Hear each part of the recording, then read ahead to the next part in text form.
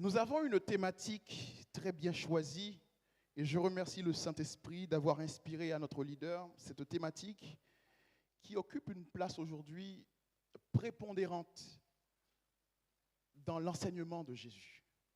C'est la question du disciple. Il y a déjà deux ou trois interventions et à travers les veillées de prière. La dernière veillée de prière, notre apôtre Adli, il a lancé, n'est-ce pas, cette thématique de disciple.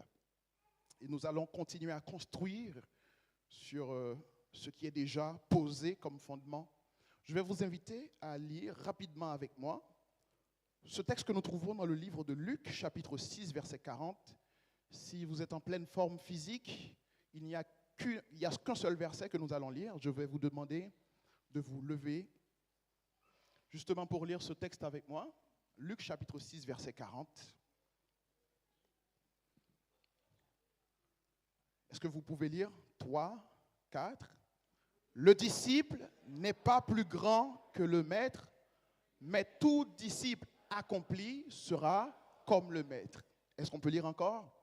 Le disciple n'est pas plus que le maître, mais tout disciple accompli sera comme son maître. Parole du Seigneur, asseyez-vous. Mes frères et sœurs, comme il est de coutume dans de nombreux pays, aux États-Unis et surtout en France par exemple, ça arrive que des parents emmènent leurs enfants au parc. Et il y a une histoire qui nous est rapportée, il y avait des parents aux États-Unis qui amenaient leurs enfants jouer, s'amuser dans les parcs. Et c'est là aussi que les parents rencontraient également d'autres enfants. Et ce jour-là, il y avait un prédicateur qui a amené ces deux garçons dans le parc pour qu'ils puissent jouer ensemble. Et il a rencontré à ce moment-là, je veux dire le prédicateur, il a rencontré une psychologue. Ils étaient en train d'échanger, de discuter. Et à partir de ce moment-là, le prédicateur a dit à ces deux garçons, vous pouvez aller vous amuser dans le parc. Donc moi, je vais rester discuter avec la psychologue. Et à ce moment, les enfants sont partis, ils sont allés jouer. Et la psychologue et le prédicateur commencent à discuter, parler de la vie. La psychologue a dit, oui, je sais que ton enfant, il a 2 ans. Celui-là a 2 ans. Tandis que l'autre a 7 ans. Le prédicateur, elle a dit, comment se fait-il que tu connais? Elle dit, oui, c'est normal.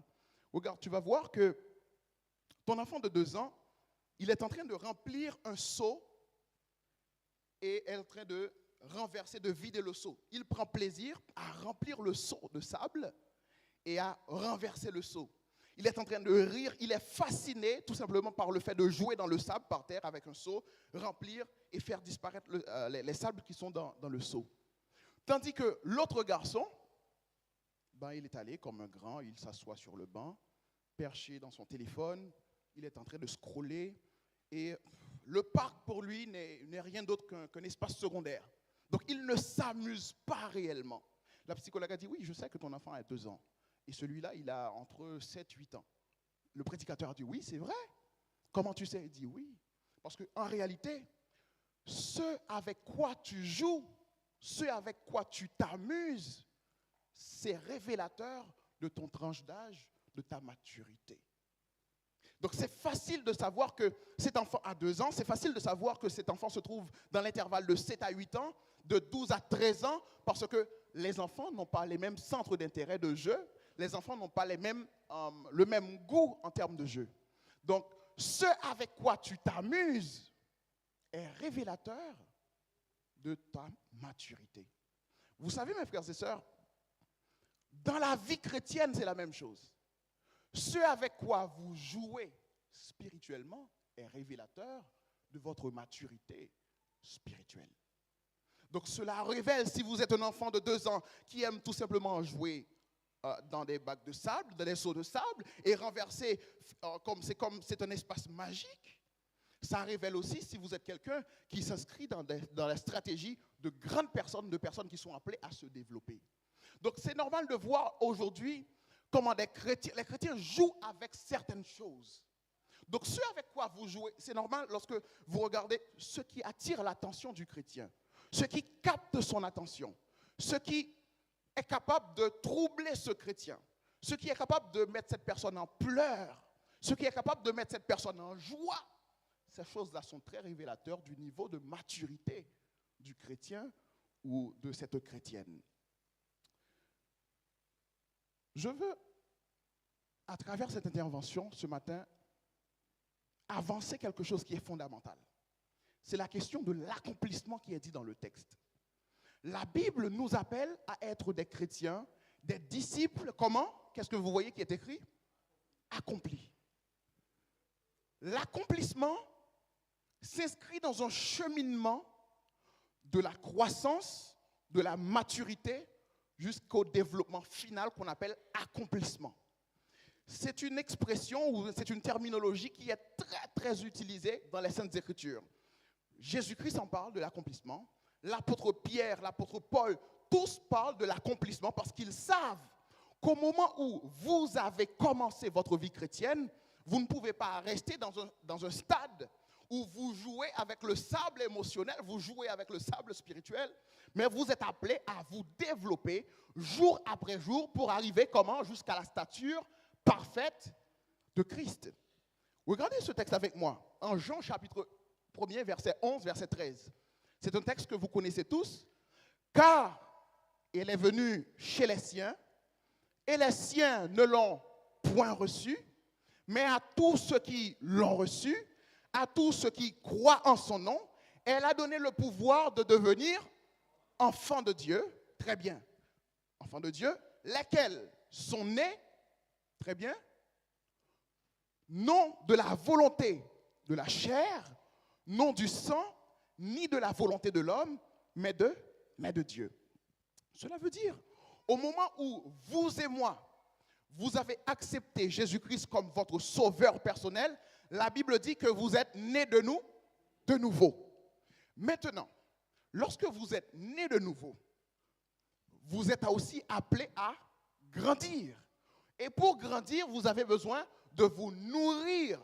Et l'apôtre Paul dit en 1 Corinthiens chapitre 3, verset 2, « Je vous donne du lait et non de la nourriture solide. » C'est-à-dire, lorsque l'enfant sort du sein de sa mère, cet enfant ne peut pas manger de la pizza, ne peut pas manger du riz, ne peut pas manger de l'igname. Cet enfant est appelé à prendre régulièrement du lait jusqu'à atteindre un certain niveau. Donc l'apôtre Paul sait que dans la vie chrétienne, il y a aussi de la nourriture solide.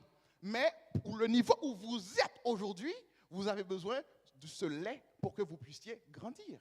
Et l'apôtre Pierre, il va reprendre un peu plus tard, en 1 Pierre chapitre 2, verset 2, il dit, comme des enfants nouveau-nés, désirez le lait spirituel et pur, afin que par ce lait, vous croissiez pour le salut. Donc l'apôtre Pierre, l'apôtre Paul et Jésus-Christ s'inscrivent dans cette visée-là.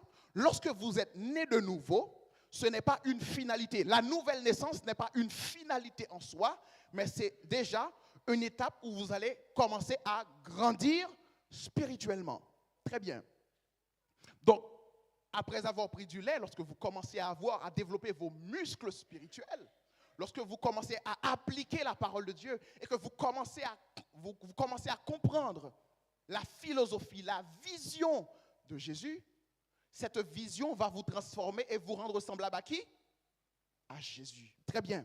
En Éphésiens chapitre 4, le verset 13, la Bible dit, nous devons grandir jusqu'à ce que nous soyons parvenus, premièrement, à l'unité de la foi, à la connaissance du Fils de Dieu, c'est-à-dire la Bible nous appelle à véritablement à connaître. Le connaître qui est utilisé ici, c'est le ginosko grec, c'est comme le connaître, comme une fille, comme une femme connaît son mari, comme un mari connaît sa femme, c'est-à-dire c'est connaître intimement, c'est ce que nous sommes appelés à faire. Ce n'est pas une connaissance théorique, une connaissance que nous voyons dans les livres, une connaissance que nous entendons par socialisation, une connaissance que nous entendons lorsque nous venons dans le temple de Dieu, mais c'est une connaissance dans l'intimité. Donc jusqu'à ce que nous parvenions à la connaissance du Fils, à l'état d'homme fait, c'est un synonyme pour un homme accompli, ok? Et troisièmement, à la mesure de la stature parfaite de Christ. très bien. 2 Timothée chapitre 3, verset 16-17, c'est un texte que vous connaissez tous. Toute écriture est inspirée de Dieu, dites-le avec moi, et utile pour enseigner, pour convaincre, pour instruire dans la justice, afin que l'homme de Dieu soit comment? Accompli et propre à toute bonne œuvre.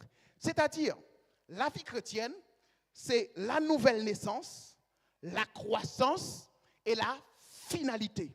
Le mot qui est utilisé pour parler d'accomplissement à l'état d'homme fait, c'est le téléos. Téléos, c'est-à-dire, c'est la finalité de la chose. Lorsque vous jetez une semence dans la terre, lorsque vous plantez par exemple, vous jetez un grain de maïs, ce grain de maïs va d'abord se décomposer, va ensuite pousser des racines qui vont s'ancrer profondément dans le sol et se nourrir des nutriments nécessaires dans ce sol et commencer à grandir pour devenir une plantule que vous voyez dans votre jardin. Et cette plantule va encore se développer par divers phénomènes que les scientifiques appellent la photosynthèse, n'est-ce pas? Ils vont se développer pour devenir un arbuste. Et cet arbuste va encore grandir, mais pour porter quoi? Des fruits.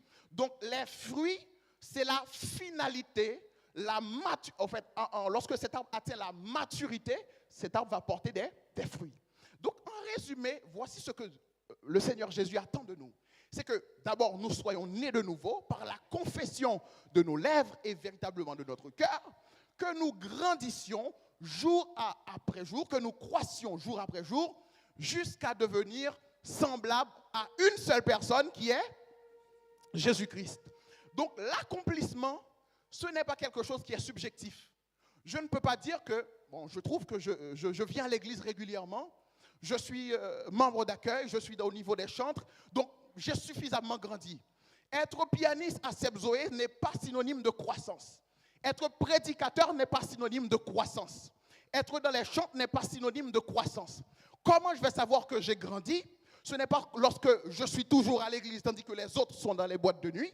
Ce n'est pas parce que je suis à l'église et que les autres vagabondent partout ailleurs. Mais je sais que j'ai grandi parce que je deviens semblable à qui? À Jésus-Christ. Donc le standard, mes frères et sœurs, ce n'est pas une personne, ce n'est pas un prédicateur, ce n'est pas quelqu'un qui accomplit quelque chose dans le temple de Dieu, mais le standard, c'est qui? C'est Christ. La mesure selon laquelle nous devons mesurer notre croissance, c'est par rapport à Christ. Parce que si vous comparez votre croissance par rapport à moi, si vous comparez votre croissance par rapport à Frère Oudjeri, si vous comparez votre vie chrétienne par rapport aux autres, vous allez voir que vous avez beaucoup progressé. Mais si vous vous comparez à Jésus, vous allez remarquer que plus soit pas avancé, c'est plus soit comparé à Christ, c'est plus soit voir comparé ou pas bon. Et c'est dans ce piège que nous sommes tombés, c'est que nous nous disons que véritablement nous avons grandi parce que jusqu'à présent, nous sommes à l'église. Tandis que moun qui t'a annoncé nous l'évangile, il n'est pas dans l'église là encore. Moun qui t'a prêché autrefois, il n'est pas dans l'église là encore. Je dis, il y a une boîte de nuit, il y a un clairin lié. Pourtant, en réalité, ce n'est pas synonyme de croissance. La croissance, c'est quand tu te mesures à Christ, ou après, en réalité, comment ou gain des défauts. Il y a un chant qui dit, dans présence où nous reconnaître comment nous gagnons des défauts. Soumettons dans la présence, ou après qu'on bon, ou après qu'on parfait, ou après qu'on pas rien à corriger. Mais quand tu te mets à côté de Christ, tu vas voir en réalité que tu es appelé à grandir dans ta vie spirituelle. Mes frères et sœurs, l'accomplissement n'est pas subjectif, mais cela se fait par rapport à Christ. La Bible dit que le disciple accompli sera comme son maître. C'est-à-dire, le standard, la mesure, l'étalon, c'est Christ. Ce n'est pas l'être humain. Le problème aujourd'hui, c'est que ce n'est pas une question de faire des efforts pour ressembler à Christ. Mais le problème qui ronge la société d'aujourd'hui et l'Église d'aujourd'hui, c'est que l'Église, ou du moins les chrétiens d'aujourd'hui, veulent être plus que le maître. Ça peut paraître bizarre lorsque je le dis comme ça, parce que vous allez dire que normalement, la seule personne, la seule entité qui voulait être plus que le maître, c'était qui? C'était Satan. En Ésaïe chapitre 14, verset 13, il a dit que je vais monter mon trône au-dessus, au-dessus du trône des étoiles de Dieu. Je vais faire mon trône, je vais m'asseoir sur la grande assemblée. Donc, ça peut paraître bizarre, mais je vais vous dire quelque chose. Vous voulez être plus que le maître. Lorsque la façon dont le maître a été traité, vous ne voulez pas être traité comme ça. Vous voulez être plus que le maître. Lorsque les paroles du maître, on les met de côté pour vivre sa vie comme on le veut et comme on le sent. Certainement, oui, je suis chrétien. Oui, je suis membre de l'église. Oui, je suis prédicateur. Mais Jésus avait sa vision du monde. Moi aussi, je dois développer ma vision du monde. Par exemple, la parole de Dieu dit, ce que la main gauche donne, la main droite ne doit pas savoir. C'est-à-dire, lorsqu'on fait l'aumône, on n'est pas appelé à publier ce qu'on fait. Mais nous disons, Seigneur, de nos jours, cela ne fonctionne pas comme ça. Quand je donne quelque chose, il faut que je fasse un selfie. Il faut que je me prenne en selfie avec cette personne-là. Ou du moins, il faut que je publie pour que le monde puisse voir mes bonnes actions. La Bible dit que nous ne devons pas regarder une femme avec des yeux appétissants. Mais vous dites, aujourd'hui, Seigneur, ça ne fonctionne plus comme ça. J'ai rien demandé. C'est elle qui m'a offert. J'ai rien demandé, moi. Donc, vous voulez être plus que le maître. Lorsque la Bible dit que lorsque vous donnez la générosité, la libéralité,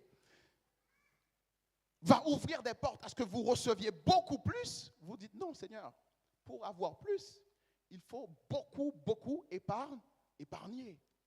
Donc, vous dites, la Bible dit qu'il faut méditer la parole de Dieu, prier et méditer, mais nous disons, mais ça va, chaque dimanche, je suis toujours à l'église.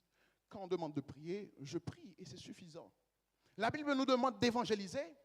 Nous disons non, mais il y a d'autres moyens. Donc, ce n'est pas quelque chose qui est important.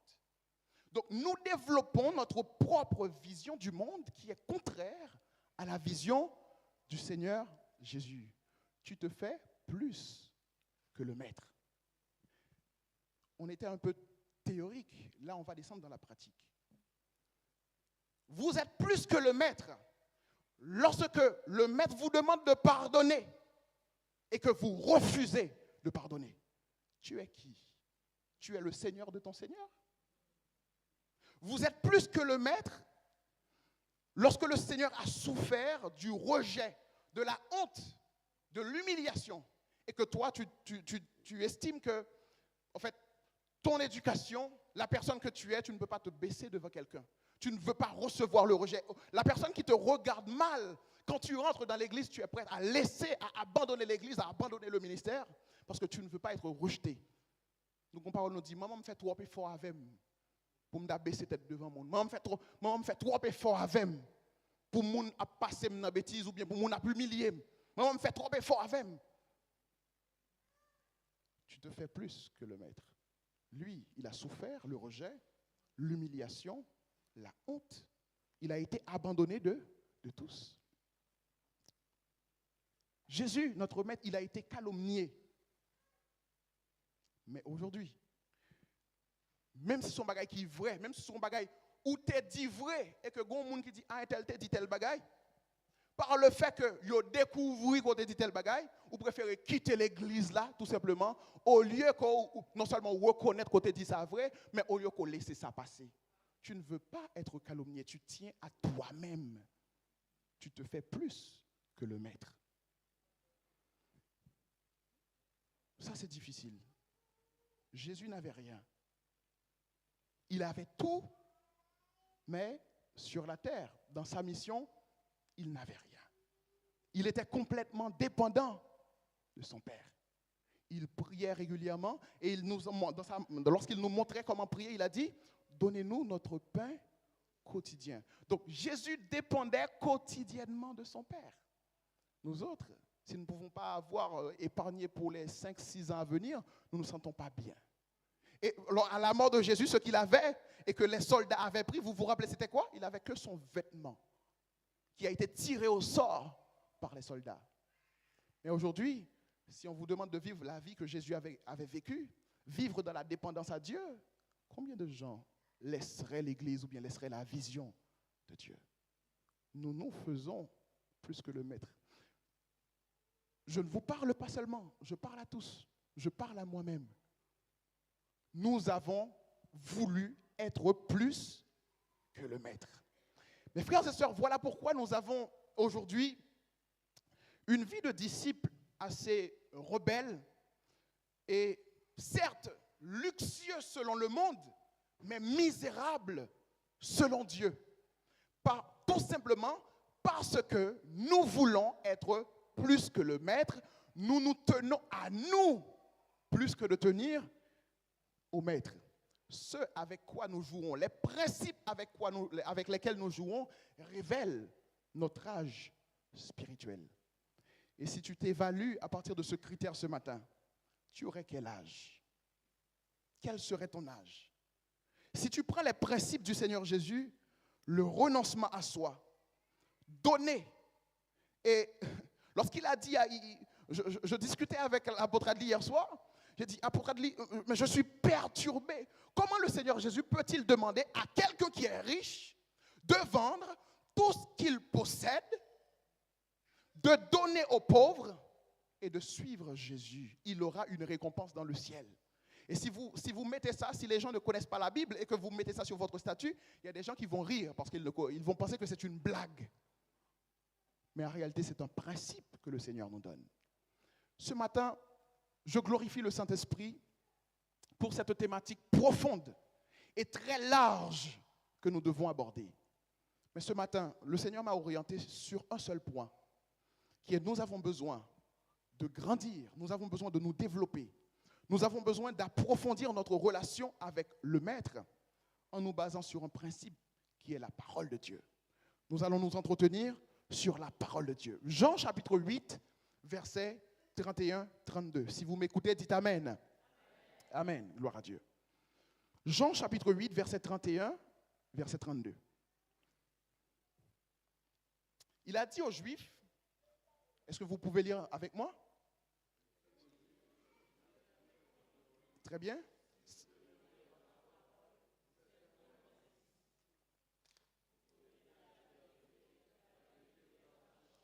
Merci. Si vous demeurez dans ma parole, vous êtes vraiment mes disciples. Nous avons besoin de demeurer dans la parole de Dieu pour ne pas être plus que le Maître. Demeurer peut avoir deux sens. Demeurer peut avoir le sens de localisation. Quand je demande à Frère Oudjeri, tu demeures où? Frère Oudjeri va me dire, à tel ou tel endroit, va me donner son adresse. Donc là où il habite, c'est sa demeure. Donc dans ce texte, le sens de demeurer peut avoir ce texte. C'est-à-dire, localisez-vous, géolocalisez-vous dans ma parole. Jésus est en train de dire aux disciples, je vous donne une adresse nouvelle. Cette adresse que je vous donne, c'est ma parole. Prenez pour adresse ma parole. Et aussi, demeurer peut avoir un autre sens. L'autre sens qu'il est susceptible d'avoir, c'est le sens de la durée. Donc, quelque chose qui demeure, c'est quelque chose qui séjourne quelque part ou c'est quelque chose qui s'attarde d'une certaine manière. Ça a un rapport au temps et à la durée. C'est-à-dire, je demeure toujours un homme fidèle, lorsque votre mari demeure fidèle, lorsqu'un serviteur ou un ouvrier demeure fidèle, c'est-à-dire, cette personne n'est pas une variante du temps. Cette personne n'est pas sujet à varier, mais cette personne reste la même personne, quel que soit au fil que les temps passent. Donc, la Bible veut soulever ces deux aspects de demeurer dans la parole de Dieu, c'est-à-dire que ce soit sur le point de vue de la géolocalisation, quand on me cherche, je dois être trouvé dans la parole de Dieu. Quel que soit le problème qui vient joindre moi, depuis le problème n'a joindre moi dans la présence bon Dieu, dans la parole bon Dieu, je n'ai pas besoin de peur pour rien. Quel que soit le temps difficile que je fais face, pourvu que seulement moi géolocalisé dans la parole bon Dieu, quel que soit côté bénédiction la privé joindre moi parce que moi localisé dans la parole bon Dieu. Inquiétez-vous si vous n'êtes pas géolocalisé dans la parole de Dieu. Ayez peur des problèmes lorsque vous n'êtes pas géolocalisé des problèmes dans la parole de Dieu. Gagnez tout souci de ne pas localiser dans la parole de Dieu. Bah, tout problème pour ça. Mais pas tout problème lorsqu'on campait sous parole de Dieu. Donc, quel que soit le moment difficile qui vient, ou plus que vainqueur, parce que tu es dans la parole de Dieu. Mais aussi, le Seigneur a dit une chose importante, qu'il faut demeurer dans sa parole. Donc, l'apôtre Adli, il a repris vendredi dernier que dans le temps où Jésus vivait, il y avait beaucoup de paroles. Il y avait beaucoup de courants. Et il y a quelques-uns que vous connaissez, par exemple, il avait cité les pharisiens. Vous connaissez quoi d'autre dans les évangiles? Les sadducéens, très bien, les scribes. Il y avait aussi les hérodiens, les esséniens. Il y avait beaucoup de paroles, beaucoup de discours à la fois politiques et spirituels. Mais le Seigneur n'a pas dit de prêter attention à ses paroles, mais il a dit à sa parole. Comprenez bien, la question du disciple, c'était vraiment courant. Donc, depuis le temps de Jésus. Par exemple, Moïse, il avait qui comme disciple? Josué. Élie avec qui comme disciple? Élisée. Élisée avec qui comme disciple? La Bible cite un nom qui est Géasi. Samuel, c'était pour David et aussi pour les prophètes aussi, c'était un maître. Jean-Baptiste, il avait André comme disciple. Jésus avait les 12 comme disciples. Gamaliel, il avait Paul comme disciple. Et qui d'autre? Paul, il avait qui comme disciple? Timothée, Tite, très bien, Silas. Donc, mes frères et sœurs, lisons la Bible. Ils avaient beaucoup de... La question du disciple, c'est vraiment foisonnant dans les Saintes Écritures. Donc, ce qui implique que les disciples de Jésus devaient écouter la parole de Jésus et non la parole des autres. C'est exclusif. Aujourd'hui, nous vivons dans un monde où tout le monde parle. Tout le monde aime parler. Certaines fois, on tient son souffle pour savoir ce que quelqu'un va dire. Par exemple, dans ces derniers temps, il y a le contexte géopolitique de Donald Trump, n'est-ce pas, au niveau des Amériques, il a fait arrêter le président du Venezuela. Donc, on attend de voir ce que les autres vont dire, ce que les auteurs du monde multipolaire, Vladimir Poutine, ce qu'il va dire. On attend d'entendre ce que va dire les gens.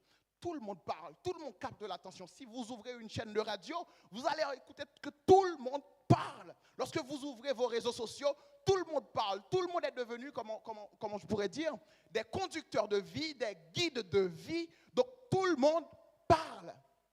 Pour le disciple, il est nécessaire de prendre un recul par rapport à tous ces discours qui sont autour de vous pour vous centrer, vous focaliser sur la parole d'une seule personne qui est le maître. Qui est le maître. Mes frères et sœurs, pourquoi? C'est parce que la parole de Dieu dit que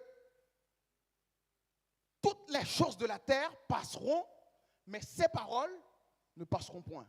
Tout ce que vous voyez aujourd'hui, les superstructures, les médias, l'Internet, toutes ces grandes choses qui peuvent vous effrayer en termes d'humain, ces choses vont passer, mais la parole du Seigneur va demeurer. Mais pour grandir dans notre vie spirituelle, je rentre directement dans l'application.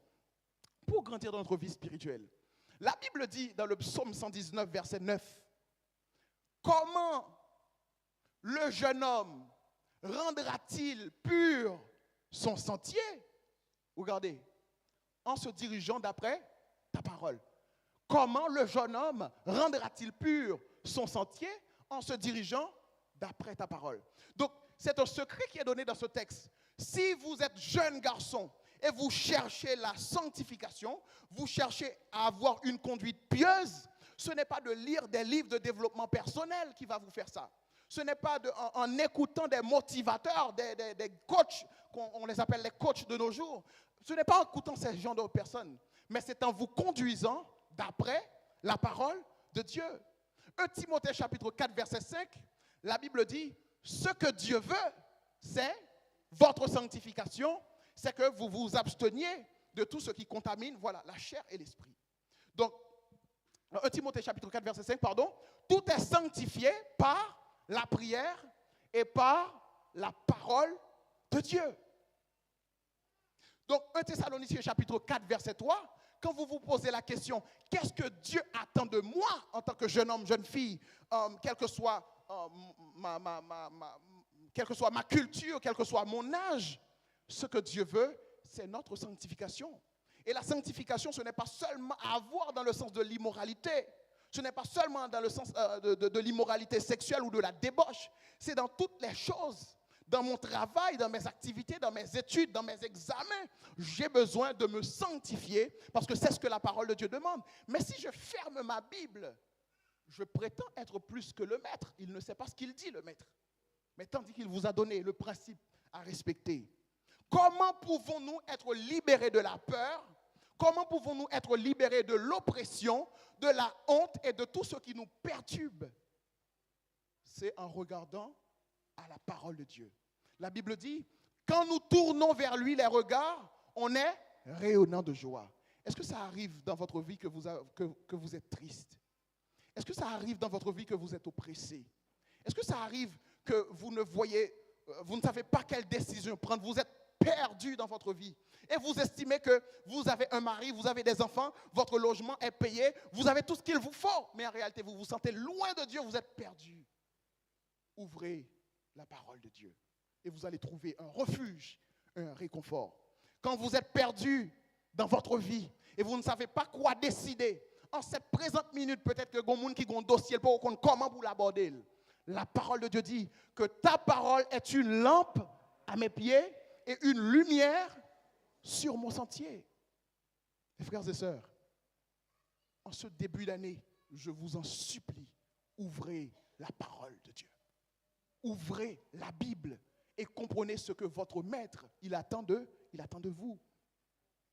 Comment ne pas se tromper avec de faux raisonnements? Jacques le dit. Lisez, écoutez la parole de Dieu. Ne vous bornez pas à l'écouter de peur que vous ne vous trompiez vous-même de faux raisonnements.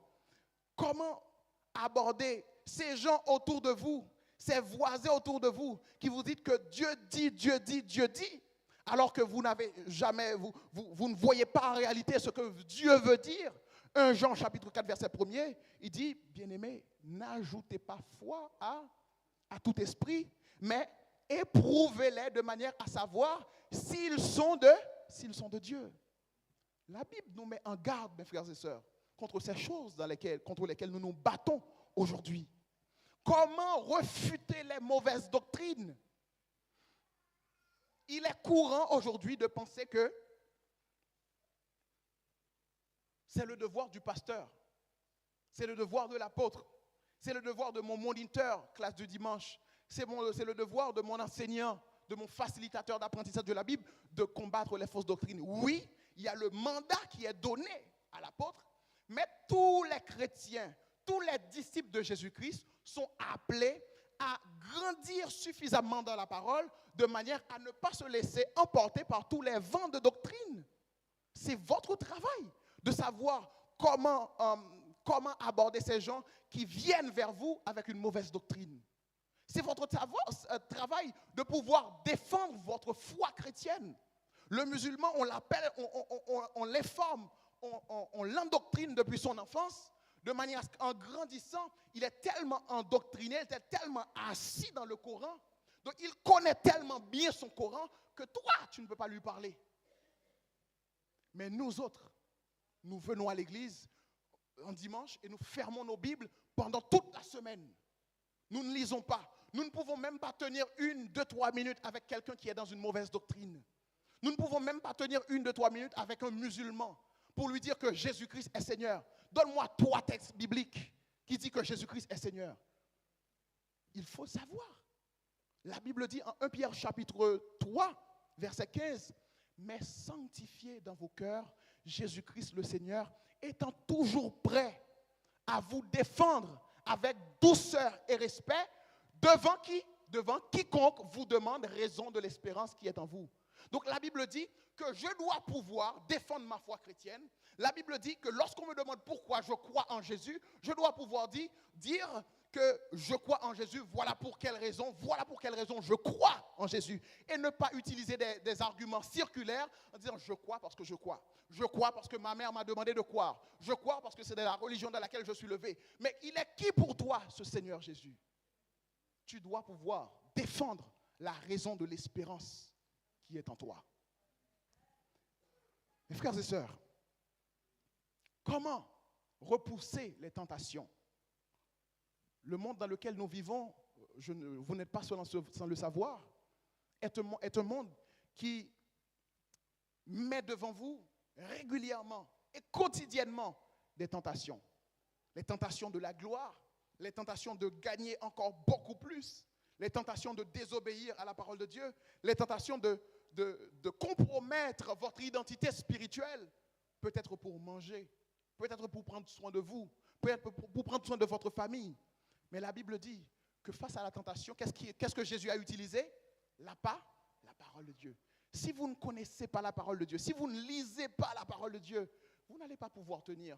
Comme si aujourd'hui c'est autant difficile, comment allez-vous tenir dans les 5, 6, 7 et 10 ans qui viennent, où le monde va complètement renverser les valeurs?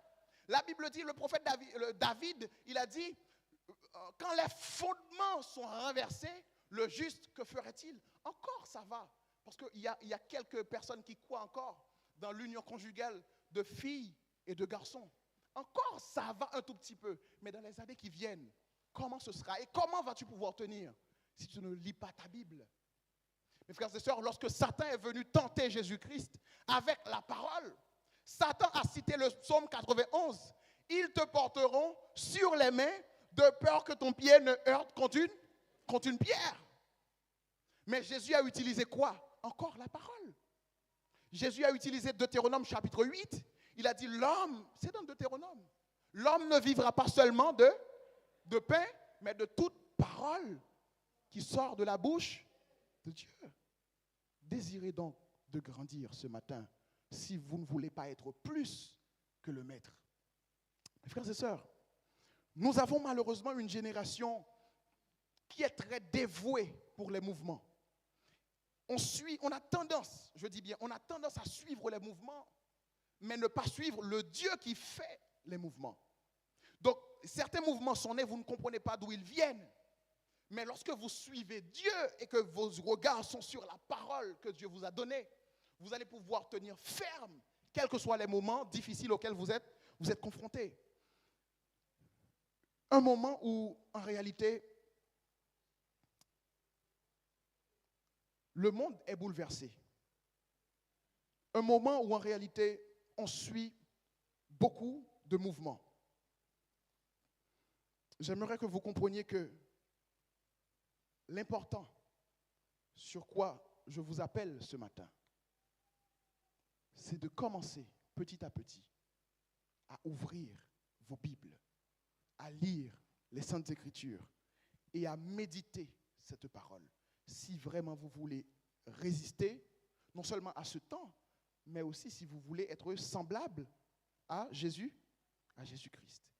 Mes frères et sœurs, j'étais sur le point de dire quelque chose qui est extrêmement important. Vous voyez dans l'église, des ouvriers qui ne lisent pas, qui ne communient pas avec Dieu à travers la prière et la parole de Dieu, ça va devenir dangereux. Et je parle principalement aux ouvriers de l'église. Nous avons besoin de grandir. Le service n'est pas une finalité. La finalité, c'est de devenir semblable à Jésus-Christ. Nous avons besoin que ce que nous apprenons dans les Saintes Écritures, nous avons besoin en réalité de les mettre en pratique. Les chrétiens de Bérée, en Actes chapitre 17, verset 11, c'est un texte que j'aime énormément. Regardez leur attitude, et c'est cette attitude que j'aurais aimé que vous copiez ce matin. Actes chapitre 17, verset 11. Ces Juifs avaient des sentiments plus nobles que ceux des Thessaloniques. C'est ça? Quelles étaient leurs attitudes? Ils reçurent la parole avec beaucoup d'empressement. Et ils examinaient chaque jour les Écritures pour voir si ce qu'on leur disait était exact. ils reçurent la parole avec empressement. Vous savez ce que ça veut dire recevoir avec empressement? C'est comme si tu avais soif de la chose. Tu avais besoin de la chose. Et que lorsqu'on te donne, j'ai l'habitude de voir les nouveau-nés, lorsqu'ils crient et que la mère dit, ah certainement, elle a faim, le bébé a faim, et qu'on lui présente un biberon, tu entends la gorge de l'enfant avec rage. God. C'est comme si cet enfant avait tellement besoin de cette chose. C'est cette attitude que nous avons besoin d'avoir. Pas une attitude vraiment évasive, distraite, lorsque la parole de Dieu est ouverte. Pas une attitude, comment dire, on laisse le culte. Musiciens surtout, on laisse le culte. On part, on n'écoute pas la parole de Dieu. On a besoin de recevoir cette parole avec empressement. Et deuxièmement, on doit examiner. Et c'est sur ce principe que je veux vous appeler, mes frères et sœurs. Nous sommes dans un temps où la Bible dit qu'il viendra un temps où il y aura beaucoup de faux prophètes dans le monde. Il y aura beaucoup d'hommes qui vont tordre le sens des Écritures. Si vous n'examinez pas ce que la Bible dit, vous allez vous errer, vous allez vous perdre complètement. Parce que la Bible dit, en réalité, que nous sommes appelés à vérifier, à examiner ce que dit le texte biblique. De nos jours, lorsque la personne, peu importe, et même un païen, s'il te dit, Dieu me dit de te dire, et il peut te dire n'importe quoi, et tu vas croire. Pourquoi? Parce que tu n'as pas les yeux fixés sur la parole de Dieu. Aujourd'hui, l'inspiration a pris la place de la vérification. Et c'est un danger pour le monde d'aujourd'hui. On dit qu'on est inspiré, tandis qu'on ne passe pas du temps à vérifier ce que la Bible dit. Il est l'heure qu'on revienne à la vérification. L'heure est à la réforme. Retournez dans les Saintes Écritures. Je vais vous dire rapidement, je pense que c'est l'heure. Je vais vous dire rapidement, mes frères et sœurs, voici comment est la vie de quelqu'un. Le dimanche, on vient à l'église. Lorsqu'on vient à l'église, bien vêtu, la Bible dit dans notre bon sens, on est en joie, comme on est en joie ce matin. On se sent bien dans la présence de Dieu. Regardez du bien que le Saint-Esprit nous a fait ce matin. C'est merveilleux, n'est-ce pas? Est-ce que vous pouvez acclamer le Saint-Esprit? Il y a des gens qui étaient venus faibles, déboussolés, déconcertés, mais ils sont ravivés. Ils sont ravigotés par la présence de Dieu. Dimanche, c'était bien. Mais en lundi, vous commencez à faire face aux réalités de la vie, n'est-ce pas? Vous allez rencontrer votre collègue de travail qui vient vers vous avec ses frustrations, qui vient vers vous avec ses problèmes, à lui ou à elle. Et à ce moment-là, vous faites face à vos propres réalités. Fatigué de ce travail, de ce patron qui vous crie dessus peut-être. Fatigué du commérage de vos autres collègues, des gens qui ne vous aiment pas. Vous vous sentez vraiment mal. En vous sentant comme ça, le réflexe devait être de lire la Bible, d'ouvrir et de communier avec Dieu, de présenter à Dieu, de regarder ce que dit sa parole, de trouver votre force dans la parole de Dieu. Mais vous ne le faites pas. Vous allez vous passer la journée comme ça. Le lendemain, en mardi, vous êtes malmené déjà. En ouvrant votre boîte aux lettres, vous trouvez des factures. Vous devez 20 000, 15 000, 10 000, 30 000. Déjà, c'est une journée qui commence très mal. Ça s'annonce très mal. Votre mari, votre femme ou vos enfants est en train de jouer avec aussi votre calme. Vous perdez patience. Le réflexe devait être de trouver un refuge dans la parole de Dieu. Mais vous ne le faites pas. Le mercredi, les réseaux sociaux vont vous donner le coup de grâce. Vous ouvrez Instagram, Facebook, TikTok et vous voyez des choses, vous voyez tout ce que vous voyez, ça consomme votre énergie. Et vous regardez. Vous commencez à être frustré. Vous sentez que vous êtes la personne la plus malheureuse de la terre. Regarde comment les gens du monde sont en train de vivre leur vie luxueuse. Tandis que vous gagnez, vous êtes au SMIC. Les gens du monde, maintenant, ça commence à déformer votre vision du monde.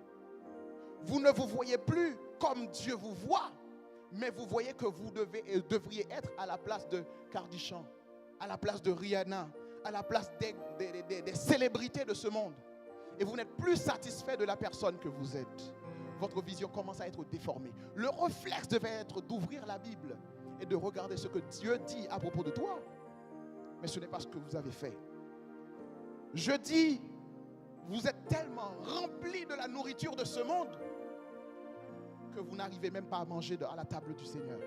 Vous n'arrivez même pas à la communion, à prier, à chercher la présence de Dieu. Vous commencez pour un cantique, ou pâti, domi-bran, et tout ce qui marche avec.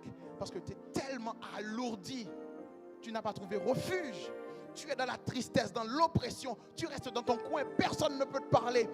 Au contraire, tu pourrais te connecter dans l'étude biblique en mardi ou en mercredi ou en jeudi. Mais tu n'as pas la force. En vendredi, fatigué, mais tu sais que quand même, tu vas trouver quelque chose en vendredi à Sebzoé. Tu arrives à l'église. Quand tu arrives, c'est la dirigeante qui te pousse à adorer. C'est la dirigeante qui te pousse à chanter. C'est la dirigeante qui te pousse, c'est le prédicateur qui te pousse à ouvrir ta Bible. Parce que celle-là est passée toute la semaine, elle a été fermée. En samedi, tu te rappelles que demain c'est dimanche. Demain il y a la Sainte Seine. Ah là là, est-ce que je vais venir à l'église? Il y a ce péché que j'ai commis 3 fois au cours de la semaine. Alors, il y a la Sainte Seine demain, qu'est-ce que je fais? Je viens ou je ne viens pas? Vous réfléchissez, mais puisque vous êtes programmé dans la musique, vous êtes programmé dans le média, vous êtes programmé derrière la table de mixage, vous êtes programmé dans l'assemblée, vous êtes obligé quand même de venir. Et quand vous venez, vous prenez votre masque de sourire, vous prenez votre masque de paix et de joie, mettez dans votre visage et vous dites « Sois béni », tandis qu'à l'intérieur de toi, tu saignes parce que tu n'as pas passé du temps avec Dieu, tu n'as pas ouvert ta Bible. Mes frères et sœurs, en dimanche, voilà le travail que fait l'apôtre Adli. Voilà le travail que fait la dirigeante. Tu es obligé d'avoir, comment on appelle ça, un massage cardiaque.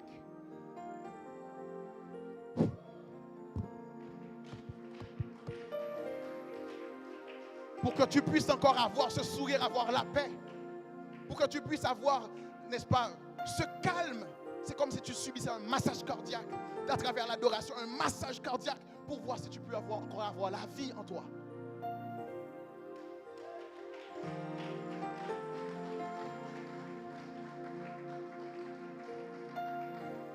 Et nous repartons, ça y est, on repart encore le lundi pour les mêmes choses.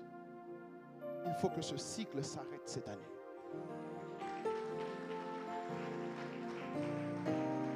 Il faut que ce cycle s'arrête. On m'a dit qu'il est l'heure longtemps. L'apôtre a dit, c'est une prédication qui n'est pas terminée. Mais je suis sûr que le Seigneur nous donnera l'opportunité de terminer cet aspect, un seul aspect, la parole de Dieu. Il y a l'amour, il y a la souffrance, il y a tout ce qui marche avec. Mes frères et sœurs, disposez vos cœurs. Dites à Dieu quelque chose. Dieu a fait en sorte que vous ayez sa parole pour vous conduire. Mais par nos négligences, par nos yeux sur les choses de la vie, nous négligeons. Vous et moi, on néglige la parole de Dieu. On néglige d'écouter, on néglige de lire. Mais pour ne pas être plus que le maître, nous avons besoin de lire cette parole. Père, avec un cœur confus et honteux, moi personnellement, je viens devant ton trône de grâce. Je viens te demander pardon pour toutes les fois où j'ai lu tellement de documents scientifiques et autres, des romans et tout ce que le monde offre, mais que je laisse ta parole fermée. Pour toutes les fois, je me suis laissé absorber par les réseaux sociaux, tandis que je laisse la Bible fermée. Pour toutes les fois, je passe du temps à faire toute autre chose, mais je passe du temps loin de toi, loin de la croissance avec toi. Père, en ce moment, je te prie de briser ce cycle, ce cercle vicieux selon lequel je suis dépendant d'un massage cardiaque chaque dimanche. Parfois je viens, je danse, mais en réalité, à l'intérieur de moi, je suis vide. Je n'ai rien mangé spirituellement. Nous voici, Seigneur, ton peuple et moi. Nous voulons que les choses soient autrement cette année. Nous voulons demeurer dans ta parole. Nous voulons grandir dans ta parole parce que c'est à quoi tu nous as appelés. Nous voulons grandir dans notre communion avec toi. Parce que nous ne pouvons pas être plus que toi.